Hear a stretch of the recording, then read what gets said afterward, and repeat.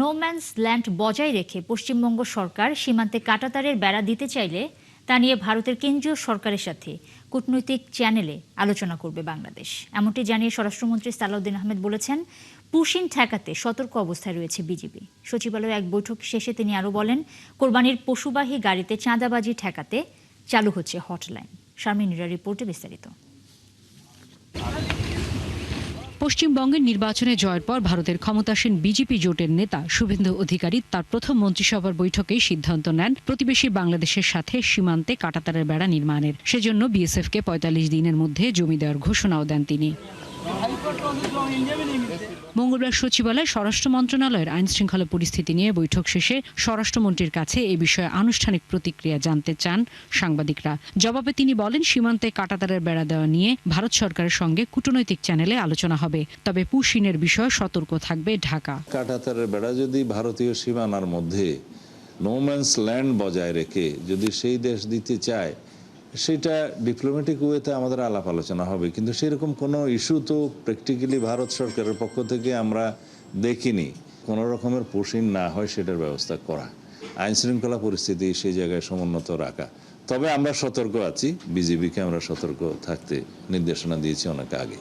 মন্ত্রী জানান, কোরবানির পশুবাহী গাড়িতে চাঁদাবাজি ঠেকাতে চালু করা হচ্ছে হটলাইন। দেশের কোথায় চাঁদাবাজি হচ্ছে বিরোধী দলকে তার তালিকা দিতে বললেন সালাউদ্দিন আহমেদ। মাননীয় বিরোধী দলীয় নেতা যে চাঁদাবাজি বৃদ্ধি পেয়েছে বললেন, তার কাছে যদি কোনো খতিয়ান থাকে আমার কাছে প্রদান করলে বা আপনারা দিলে সেই জায়গাটা আমি অ্যাড্রেস করতে পারবো। আমরা গত 30শে এপ্রিল থেকে শুরু করে এই পর্যন্ত আরও অনির্দিষ্টকাল পর্যন্ত আমরা সারা দেশে অভিযান পরিচালনা করছি চাঁদাবাজির বিরুদ্ধে, সন্ত্রাসীদের পাকড়াও করার জন্য। ঈদের আগে শ্রমিকদের বেতন ভাতা পরিশোধ করতে বিজিএমএ, বিকেএমএ সহ সংশ্লিষ্টদের সমন্বয় করে ব্যবস্থা নিতে বলা হয়েছে বলে জানান স্বরাষ্ট্রমন্ত্রী। ঈদের আগে গার্মেন্টস শ্রমিকদের বেতন ভাতা নিশ্চিত করার, পাওনা নিশ্চিত করার কথা উঠেছে। শারমিন নীরা, ৭১, ঢাকা। সীমান্তে কাঁটাতার নির্মাণ এবং হত্যাকাণ্ড চালালে বন্ধুত্ব হয় না, ভারতকে উদ্দেশ্য করে এমন মন্তব্য করেছেন এনসিপির আহ্বায়ক নাহিদ ইসলাম। সীমান্ত রক্ষায় সরকার ব্যর্থ হলে দেশের জনগণই সেই দায়িত্ব কাঁধে তুলে নেবে বলে সতর্ক করেছেন তিনি। শাপলা হত্যাকাণ্ডে বিচারহীনতার একযোগ অনুষ্ঠানে বিরোধী দলীয় চিফ হুইপ এসব কথা বলেছেন। এই হত্যাকাণ্ডের জন্য তখনকার সরকারকে জবাবদিহিতার আওতায় আনলে জুলাই গণহত্যা হতো না বলেও মনে করেন নাহিদ। রাশেদ আনিসের প্রতিবেদন। শাপলা গণহত্যার বিচারহীনতার একযুগ শিরোনামে রাজধানীর ডিপ্লোমা ইঞ্জিনিয়ার্স ইনস্টিটিউট মিলনায়তনে ন্যাশনাল ওলামা অ্যালায়েন্সের এই আয়োজন। এতে উপস্থিত ছিলেন এনসিপির শীর্ষ নেতারা। রাষ্ট্রীয় ক্ষমতায় যাওয়ার জন্য কিন্তু সেদিন এই হেফাজত শাপলা চত্বরে উপস্থিত হয়নি। অনুষ্ঠানে যোগ দিয়ে দলের আহ্বায়ক নাহিদ ইসলাম বলেন, শাপলা হত্যাকাণ্ডের জন্য তখনকার সরকারকে জবাবদিহিতার আওতায় আনা গেলে জুলাই গণহত্যা হতো না। শাপলার এই হত্যাকাণ্ড বাংলাদেশের ইতিহাসে, বাংলাদেশের রাজনীতিতে অনেক বড় একটা ক্ষত তৈরি করে গিয়েছে। যদি শাপলা গণহত্যাকে সেই সময় আমরা ঠেকিয়ে দিতে পারতাম, সেই সময় যদি যারা এটার জন্য দায়ী সরকার, রাষ্ট্রযন্ত্র এবং বিভিন্ন রাজনৈতিক এলিমেন্ট, তাদেরকে যদি বিচারের আওতায় আমরা আনতে পারতাম, তার বিরুদ্ধে যদি সামগ্রিকভাবে সমাজের এবং রাজনীতির সকল পক্ষ আমরা দাঁড়াতে পারতাম, তাহলে কিন্তু জুলাই গণহত্যা হতো না। শাপলা হত্যাকাণ্ডের সময় বিএনপির ভূমিকা নিয়েও সন্দেহ প্রকাশ করেন নাহিদ। শহীদদের রাষ্ট্রীয় স্বীকৃতি দেবার দাবি জানান তিনি। সাথে ছিল বিএনপি, কিন্তু বিএনপির ভূমিকা আসলে কিরকম ছিল এটা আসলে এই সময়ে এসে এটা বিশ্লেষণের দাবি রাখে। দেশের জনগণের একটা বড় অংশ যখন বিপদগ্রস্ত, এরকম একটা রাজনৈতিক হত্যাকাণ্ড হচ্ছে, রাজনৈতিক দল হিসেবে, বিরোধী দল হিসেবে বিএনপির উচিত ছিল সেই আন্দোলনের নেতৃত্ব নেওয়া, আরো বোল্ড ভূমিকা রাখা। এ সময় ভারতকে উদ্দেশ্য করে বিরোধী দলীয় চিফ হুইপ বলেন, সীমান্তে কাঁটাতার দিয়ে বন্ধুত্ব হয় না। তো সীমান্তে কাঁটাতার দিয়ে এবং সীমান্তে আমার দেশের জনগণকে হত্যা করে কেউ যদি বন্ধুত্বের কথা বলে, তার সাথে বন্ধুত্ব সম্ভব না। কাঁটাতার দিয়ে কারোর সাথে বন্ধুত্ব করা যায় না, এবং আমরা বিশ্বাস করি এই কাঁটাতার সেই দেশের জনগণই একদিন উপড়ে ফেলে বাংলাদেশের জনগণের সাথে বন্ধুত্ব করবে। সীমান্ত রক্ষায় সরকারকে জোরালো ভূমিকা রাখার আহ্বানও জানান জাতীয় নাগরিক পার্টির এই শীর্ষ নেতা। সীমান্তকে রক্ষা করার দায়িত্ব এই সরকারের এবং এই দেশের জনগণের। যদি সরকার ব্যর্থ হয়, জনগণ সেই দায়িত্ব কিন্তু নিজ হাতে তুলে নেবে। রাশেদ আনিস, ৭১, ঢাকা। কেবল পুঁথিগত বিদ্যা নয়, নতুন নতুন গবেষণা এবং উদ্ভাবনে বিশ্ববিদ্যালয়গুলোকে মনোযোগ দেওয়ার আহ্বান জানিয়েছেন প্রধানমন্ত্রী তারেক রহমান। সকালে ঢাকা বিশ্ববিদ্যালয়ের সিনেট ভবনে কর্মশালায় যোগ দিয়ে তিনি জানান, বৈশ্বিক প্রতিযোগিতায় টিকে থাকতে উচ্চশিক্ষার কারিকুলাম সময়োপযোগী করছে সরকার। জ্ঞান এবং মেধাভিত্তিক সমাজ বিনির্মাণে মেধা পাচার রোধ করে বিকাশের মাধ্যমে আগামীর চ্যালেঞ্জ মোকাবেলার আহ্বানও জানিয়েছেন প্রধানমন্ত্রী। মোহাম্মদ হোসেনের রিপোর্টে বিস্তারিত। দেশের প্রধানমন্ত্রী হিসেবে দায়িত্ব নেওয়ার পর প্রথমবার ঢাকা বিশ্ববিদ্যালয় ক্যাম্পাসে তারেক রহমান। মঙ্গলবার সকালে নওয়াব আলী চৌধুরী সিনেট ভবনে বিশ্ববিদ্যালয় মঞ্জুরি কমিশনের আয়োজনে বাংলাদেশে উচ্চশিক্ষা রূপান্তর, টেকসই উৎকর্ষতার রোডম্যাপ শীর্ষক কর্মশালায় যোগ দেন প্রধানমন্ত্রী। অর্জনের ক্ষেত্রে এতে উচ্চশিক্ষার গুণগত মানোন্নয়ন ও দক্ষ মানব সম্পদ গড়ে তুলতে ভবিষ্যৎ পরিকল্পনা তুলে ধরেন সরকার প্রধান। বর্তমান গণতান্ত্রিক সরকার একটি জ্ঞান ও মেধাভিত্তিক রাষ্ট্র এবং সমাজ গড়ার কাজও শুরু করতে চায়। আমরা এমন একটি শিক্ষা ব্যবস্থা গড়ার কাজ শুরু করতে চাই যেখানে প্রতিটি শিক্ষার্থী নিজের সম্ভাবনাকে বিকশিত করার সুযোগ পাবে। তিনি বলেন, দেশে বিশ্ববিদ্যালয়গুলো এখনও প্রত্যাশিত জায়গায় পৌঁছাতে পারেনি, তাই কেবল পুঁথিগত বিদ্যা নয়, গবেষণা উদ্ভাবনে বিশ্ববিদ্যালয়গুলোকে মনোযোগ দিতে হবে। বিশ্ব বিখ্যাত বিশ্ববিদ্যালয়ের র্যাঙ্কিংয়ে আমাদের বিশ্ববিদ্যালয়ের অবস্থান এখনো মনে হয় প্রত্যাশিত উচ্চতায় পৌঁছাতে পারেনি। শুধু পুঁথিগত শিক্ষায় নয়, বিশ্ববিদ্যালয় গবেষণা এবং উদ্ভাবনের দিকে মনোযোগ না দিলে মনে হয় প্রতিযোগিতামূলক বিশ্বে আমাদের টিকে থাকা কিছুটা হলো কষ্টসাধ্য হয়ে পড়বে। একাডেমিক শিক্ষার পাশাপাশি দক্ষতা অর্জন করতে না পারায় দেশে বেকারত্বের হার বেশি উল্লেখ করে প্রাথমিক থেকে উচ্চশিক্ষা কারিকুলাম ঢেলে সাজানোর কথা জানান প্রধানমন্ত্রী। একাডেমিক শিক্ষা অর্জনের পাশাপাশি দক্ষতা অর্জন করতে না পারায় মনে হয় শিক্ষিতদের মধ্যে বেকারের হার বেশি হওয়ার কারণ খুব সম্ভবত। এবং সেজন্যই বর্তমান সরকার মনে করে প্রাথমিক সিলেবাস থেকে শুরু করে উচ্চতর পর্যায় পর্যন্ত আমাদের শিক্ষা কারিকুলামগুলো একটু নতুনভাবে সাজানো বোধহয় এখন সময়ের দাবি। তারেক রহমান বলেন, চতুর্থ শিল্প বিপ্লবের চ্যালেঞ্জ মোকাবেলায় কর্মসংস্থানের নতুন বাজারে ঢুকতে বিশ্ববিদ্যালয় ও শিল্প খাতের মধ্যে আরও শক্তিশালী সংযোগ গড়ে তুলতে হবে। স্কুল পর্যায় থেকেই সরকার শিক্ষা কারিকুলামে কারিগরি এবং ব্যবহারিক শিক্ষা বাধ্যতামূলক করার পরিকল্পনা গ্রহণ করেছে। উচ্চশিক্ষিতদের চাকরির জন্য অপেক্ষা না করে উদ্যোক্তা হয়ে ওঠার পরামর্শ দেন প্রধানমন্ত্রী। ফলে এই উদ্যোক্তা তারা নতুন এবং সৃজনশীল ব্যবসায়িক ধারণা বাস্তবায়ন করে দেশের অর্থনীতিতে নিশ্চয়ই অবদান রাখতে সক্ষম হবেন। মোহাম্মদ হুসাইন, ৭১, ঢাকা। বিগত ১৭ বছর পুলিশকে একটি বিশেষ দলের পেটোয়া বাহিনী হিসেবে ব্যবহার করা হয়েছিল বলে মন্তব্য করেছেন পুলিশ মহাপরিদর্শক আলী হোসেন ফকির। বাহিনীতে পেশাদারিত্ব ফেরাতে বর্তমান প্রশাসন দলীয় প্রভাবমুক্ত হয়ে কাজ করছে বলেও তিনি জানান। স্থগিত হওয়া পুলিশ পদকগুলো আবারও যাচাই বাছাই করে যোগ্যদের দেওয়ার ঘোষণাও দেন পুলিশ প্রধান। সকালে রাজারবাগে এক অনুষ্ঠানে এসব কথা বলেন আইজিপি। মহিম মিজানের রিপোর্ট। রাজারবাগ পুলিশ লাইন্সের ঐতিহাসিক মাঠে আইজিপি পদক অনুষ্ঠানে যোগ দেন পুলিশ প্রধান। বাহিনীর দক্ষতা, সাহসিকতার স্বীকৃতি স্বরূপ পদক দেওয়ার এই অনুষ্ঠানে উঠে আসে বিগত বছরগুলোতে এই বাহিনীতে রাজনৈতিক হস্তক্ষেপের চিত্র। এই সময় আইজিপি বলেন, দীর্ঘ প্রায় 2 দশক পুলিশকে জনগণের সেবক হতে না দিয়ে একটি রাজনৈতিক দলের লাঠিয়াল বাহিনীতে পরিণত করা হয়েছিল। দীর্ঘ 17 বছরে পুলিশ বাহিনীকে একটি পেটোয়া বাহিনী হিসাবে ব্যবহার করার কারণে আমরা যে জনবিচ্ছিন্ন হয়ে গিয়েছিলাম সেখান থেকে আমরা আমাদের ইমেজকে রিগেইন করতে পেরেছি এবং আমাদের শৃঙ্খলা ফিরে আসছে। সাংবাদিকদের প্রশ্নের জবাবে আইজিপি জানান, বিপিএম, পিপিএম পদক তালিকা নিয়ে নতুন করে কাজ করছেন তারা। নানা কারণে পদক স্থগিত করা হলেও প্রতিটি নাম পুনরায় কঠোরভাবে যাচাই বাছাই করা হবে। যারা প্রকৃত সাহসিকতা ও পেশাদারিত্ব দেখিয়েছে কেবল তারাই পাবেন রাষ্ট্রীয় এই সম্মাননা।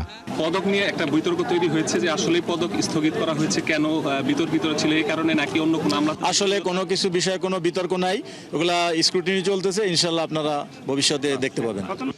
আইজিপির আশা, কঠোর ও স্বচ্ছ অবস্থান সাধারণ পুলিশ সদস্যদের মনোবল বাড়ানোর পাশাপাশি সাধারণ মানুষের মনে বাহিনীর হারানো আস্থা ফিরিয়ে আনতে গুরুত্বপূর্ণ ভূমিকা রাখবে। পেশাদারিত্বই এখন হবে পুলিশ সদস্যদের প্রধান পরিচয়। মহিম মিজান, ৭১, ঢাকা। রাজধানীর শীর্ষ সন্ত্রাসী টিটন হত্যাকাণ্ডে জড়িতরা গোয়েন্দা পুলিশের জালে, যে কোনো সময় তাদের ধরা হবে। সকালে ডিএমপির মিডিয়া সেন্টারে সংবাদ সম্মেলনে এসব তথ্য জানান ডিবি প্রধান শফিকুল ইসলাম। তিনি আরও বলেন, গত 11 দিনে ঢাকায় বিশেষ অভিযানে 5 শতাধিক অপরাধীকে গ্রেফতার করা হয়েছে। বিস্তারিত মহিম মিজানের রিপোর্টে। রাজধানীর অপরাধ জগতের পরিচিত নাম ছিল টিটন। সম্প্রতি তালিকাভুক্ত এই শীর্ষ সন্ত্রাসীকে হত্যার ঘটনায় নড়েচড়ে বসেছে প্রশাসন। ঢাকা মহানগর গোয়েন্দা পুলিশ বা ডিবি বলছে, এই হত্যাকাণ্ডের রহস্য ও নেপথ্যে থাকা ঘাতকদের চিহ্নিত করা হয়েছে। ডিবি পুলিশের ছকের মধ্যেই রয়েছে তারা। টিটন হত্যাকারী বললেন, এটা তদন্তাধীন মামলা। এই মুহূর্তে আপনি একবারে স্পেসিফিক যে প্রশ্নটা করেছেন যে তাদের অবস্থান সম্বন্ধে, এটা একটু তদন্তের স্বার্থে আমি ডিসক্লোজ করতে চাচ্ছি না। আমরা এটা নিয়ে চেষ্টা করতেছি, ইনশাল্লাহ অপরাধীকে আমরা ধরতে পারব। তা রায়ের বাজার পর্যন্ত কে গিয়েছিল এটা যেহেতু জানতে পারছি, তাহলে আপনারা ধরে নেন যে খুনিদেরকে আমরা মোটামুটি একটা ছকের ভিতর নিয়ে আসছি। আমরা একটা নির্দিষ্ট টার্গেটকে নিয়ে গেছি। ডিবি প্রধান বলেন, রাজধানীকে নিরাপদ রাখতে ডিএমপির বিশেষ সাঁড়াশি অভিযান চলছে। চলতি মাসের 11 দিনে ধরা হয়েছে তালিকাভুক্ত 154 জন চাঁদাবাজকে। এছাড়া ছিনতাইয়ের অভিযোগে গ্রেপ্তার করা হয়েছে 261 জনকে। সব 568 জনকে আইনের আওতায় আনা হয়েছে বলে জানান তিনি। যে সমস্ত চাঁদাবাজ যা ছিনতাইকারীকে আমরা ধরতেছি, আমরা তো তাদেরকে নিয়ে এসে একটা নির্দিষ্ট মামলা দেওয়া হচ্ছে, তাদের জিজ্ঞাসাবাদ করতেছে। জিজ্ঞাসাবাদে তারা যদি ওরকম আপনারা যেটা বললেন যে তথাকথিত গডফাদার বা বড় ভাই বা এলাকা ভিত্তিক যে আছে, তাদের লিডার আছে, তাদের নাম বললে এগুলো আমরা এভিডেন্স হিসেবে রেখে দিচ্ছি। এদিকে ডিবি পুলিশের ওয়ারি জোনের অভিযানে যাত্রাবাড়ি এলাকা থেকে গ্রেপ্তার করা হয়েছে পেশাদার ডাকাত দলের 5 সদস্যকে। আসন্ন ঈদকে সামনে রেখে বড় ধরনের নাশকতার ছক ছিল তাদের। বিকাশ এজেন্ট কিংবা স্বর্ণের দোকানে ডাকাতি করাই ছিল এই চক্রের মূল লক্ষ্য। তারা প্রথমে পরিকল্পনা করেছিল যে এই টাকাগুলো বিকালবেলা যখন ক্যারি করবে, যে কোনো একটা এজেন্টের কাছ থেকে এই টাকাগুলি তারা ছিনিয়ে নেবে। এবং তাদের আমরা যে গোপন সূত্র তথ্যটা পেয়েছিলাম, এই কাজটা করার পর তারা রাতের বেলায় আবার ঢাকার খুব পার্শ্ববর্তী একটা জেলায় সেখানে একটা স্বর্ণের দোকান ডাকাতি করবে। এই প্রিপারেশন নিয়ে তারা আসছিল। ঈদে ব্যবসায়ীদের লেনদেন নিরাপদ রাখতে বিভিন্ন পদক্ষেপ নেওয়া হয়েছে বলে আশ্বস্ত করেন গোয়েন্দা সংস্থাটির প্রধান। মহিম মিজান, 71, ঢাকা। সড়কে ট্রাফিক শৃঙ্খলা ফেরাতে কৃত্রিম বুদ্ধিমত্তা বা এআই প্রযুক্তি নির্ভর নজরদারি ব্যবস্থা ইতিবাচক প্রভাব ফেলতে শুরু করেছে রাজধানীতে। গুরুত্বপূর্ণ মোড় এবং সিগন্যালে বসানো স্মার্ট ক্যামেরায় স্বয়ংক্রিয়ভাবে শনাক্ত হচ্ছে ট্রাফিক আইন লঙ্ঘনের ঘটনা, করা হচ্ছে ডিজিটাল মামলা। স্মার্ট নজরদারি ব্যবস্থার ফলে ট্রাফিক আইন মানার প্রবণতা বাড়বে বলে মনে করছেন চালক, রাইডার, যাত্রী এবং ট্রাফিক পুলিশ। সবুজ মাহমুদ জানাচ্ছেন বিস্তারিত। রাজধানীর ব্যস্ত সড়ক, সিগন্যাল অমান্য, হেলমেট ছাড়া চলাচল কিংবা লেন অমান্য করার মতো অনিয়ম এখন নজরে রাখছে এআই প্রযুক্তি সম্পন্ন ক্যামেরা। উত্তরায় সোমবার বিকেলে এই প্রযুক্তি নির্ভর ট্রাফিক নজরদারি ব্যবস্থার উদ্বোধন করেন ডিএমপি কমিশনার। এসএমএস-এর মাধ্যমে আমরা পাঠাবো, মামলা এসএমএস যাবে এবং মামলার ফজ মেশিনের পিডিএফ কপি যাবে। তারপরে মামলা তারা জরিমানা পরিশোধ করবে। নির্দিষ্ট সময় জরিমানা পরিশোধ না করলে তাদের বিরুদ্ধে আমাদের ডিএমপির মেট্রোপলিটন ম্যাজিস্ট্রেট আছে, তারা সমন ইস্যু করবে। সমন ইস্যুতে যদি জরিমানা পরিশোধ না করে, তারপরে তাদের বিরুদ্ধে কিন্তু ওয়ারেন্ট ইস্যু করে অন্যান্য ব্যবস্থা নেওয়া যাবে। এ সময় তিনি জানান, স্বয়ংক্রিয়ভাবে মামলায় অভিযুক্ত ব্যক্তি নিজেও ভিডিও ফুটেজে তার অপরাধ দেখতে পারবেন। ডিএমপির তথ্য মতে প্রযুক্তিটি চালুর পর থেকে এখন পর্যন্ত প্রায় 1000 মামলা হয়েছে। সেই সঙ্গে হাজারো ছবি ও ভিডিও সংগ্রহ করে চলছে বিশ্লেষণ। শুধু যানবাহনের বিরুদ্ধেই নয়, নিয়ম ভাঙলে কাটা যাবে চালকের ড্রাইভিং পয়েন্টও। 5টা ভায়োলেশনের বিষয় সেখানে আমরা কমান্ড সেট করেছি। যদি স্টপেজ যেখানে নাই সেখান থেকে যদি আপনি গাড়ি থামান, আপনি যত্রতত্র যাত্রী ওঠানামা করছেন এবং উল্টো পথে আপনি আসলেন, মূলত এই কাজগুলো যা আমরা প্রাথমিকভাবে ধরেছি। আর শুধুমাত্র মামলা দেওয়া, মামলার সংখ্যা বাড়ানো, ব্যাপক সংখ্যক মামলা করে জরিমানা আদায় করা, এটা আমাদের আসল উদ্দেশ্য না। আমাদের প্রধান উদ্দেশ্য, আমি বারবার বলি, সেটা হচ্ছে পাবলিক অ্যাওয়ারনেস তৈরি করা। ট্রাফিক বিভাগ জানিয়েছে, শাহবাগের হোটেল ইন্টারকন্টিনেন্টাল মোড়, বাংলা মোটর, কারওয়ান বাজার, বিজয় সরণি ও জাহাঙ্গীর গেট এলাকায় ইতিমধ্যে এআই ক্যামেরা বসানো হয়েছে।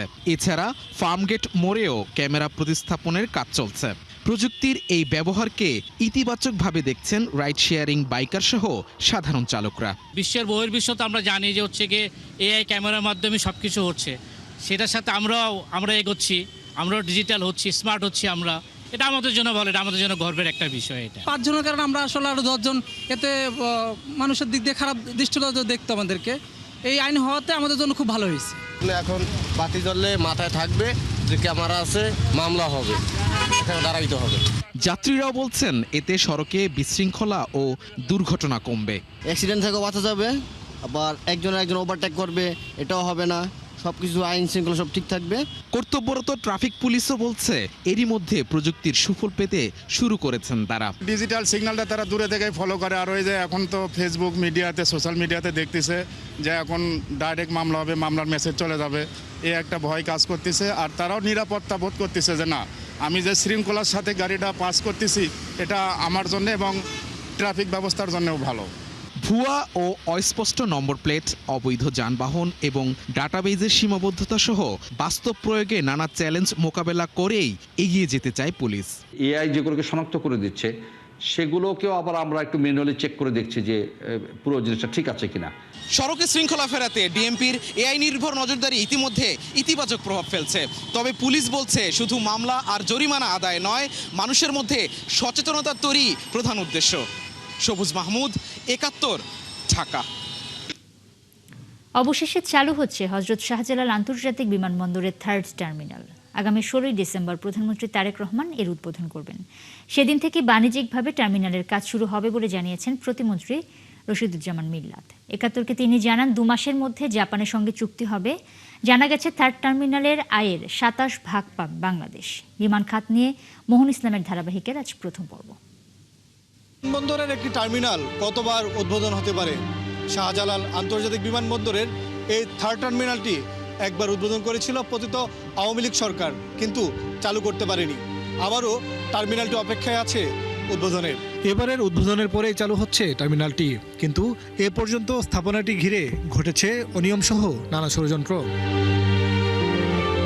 24-এর একতরফা জাতীয় নির্বাচন সামনে রেখে কাজ বাকি রেখে 3rd টার্মিনাল উদ্বোধন করে পতিত আওয়ামী লীগ। তারপর তাদের পতন হয়। অন্তর্বর্তীকালীন সরকার ক্ষমতায় আসে, কিন্তু আগের মতোই পড়ে থাকে টার্মিনালটি।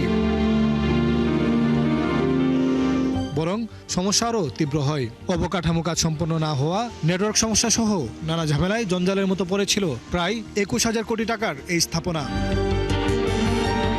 সংকট প্রকট হয় 17 ফেব্রুয়ারি। একদিকে ঢাকায় বিএনপি সরকার শপথ নিচ্ছে, আর অন্যদিকে জাপানে চিঠি। 3rd টার্মিনাল পরিচালনায় তাদের বাদ দেওয়া হয়েছে। সেই চিঠি ইস্যু করে অন্তর্বর্তীকালীন সরকার। এমন জটিল পরিস্থিতির মধ্যে বিএনপি সরকার টার্মিনালটি দ্রুত চালুর সিদ্ধান্ত নেয়। কয়েক দফা আলোচনা করে অবশেষে জাপানিদেরই পরিচালনার দায়িত্ব দেওয়ার সিদ্ধান্ত হয়েছে। আরএফপিটা তারা রিপ্লাই করবে আমাদের কাছে, আমরা অ্যাকসেপ্ট করব। তারপরে ডকুমেন্টেশন শুরু হবে for signing the contract again, এবং এই সাইনিংটা হবে আমরা আশা করি 2 মাসের মধ্যে। এখন মে চলছে, জুন জুলাইয়ের মধ্যে আমরা কন্ট্রাক্টটা সাইন করতে পারবো। ৭১কে তিনি জানান বিজয় দিবসে টার্মিনালটি উদ্বোধন করবেন প্রধানমন্ত্রী, এরপর চালু হবে বাণিজ্যিকভাবে। আমাদের মাননীয় প্রধানমন্ত্রী জনাব তারেক রহমানকে দিয়ে আমরা বিজয় দিবসে একটা বিজয় অর্জন করব আর কি 3rd টার্মিনাল উদ্বোধন করে। অন্তপক্ষে সম্পূর্ণটা ওপেন না করতে পারলেও 10-15টা ফ্লাইট নিয়ে আমরা ওপেন করতে পারবো 16 তারিখে। তারপরে 1 মাস 2 মাসের মধ্যে পূর্ণোদ্যমে শুরু হবে। দ্রুত সময়ের মধ্যে অবকাঠামোর কাজ সম্পন্ন করা হবে, নেটওয়ার্ক সমস্যার সমাধানও হবে দ্রুত। গ্রামীণ ফোন থেকে তারপরে রবিকে দেওয়া হয়েছে, তার এটাকেও ঠিক কাজ করছে না। আমরা ইতিমধ্যে সিভিল এভিয়েশনকে বলেছি যে নতুন একটা কন্ট্রাক্ট করার জন্য। তাছাড়াও আমাদের আইটিসি যে লোকজন আছে, আমাদের আইটি মিনিস্ট্রি যেটা আছে, তারাও কাজ করছে করে আমার মনে হয় না কোনো অসুবিধা হবে। 3rd টার্মিনালের আয়ের 27% পাবে বাংলাদেশ। প্রতি বছর সেখান থেকে আসতে পারে 100 কোটি টাকা। আর 15 বছর পর পুরো টার্মিনাল বুঝে নেবে বাংলাদেশ। মোহন ইসলাম, ৭১, ঢাকা। দর্শক, চলছে সংবাদ সংযোগ। সরাসরি সংবাদ অনুষ্ঠান দেখতে চোখ রাখুন ৭১-এর ফেসবুক পেজে এবং সাবস্ক্রাইব করুন ৭১-এর ইউটিউব চ্যানেলে। সাথেই থাকুন ৭১।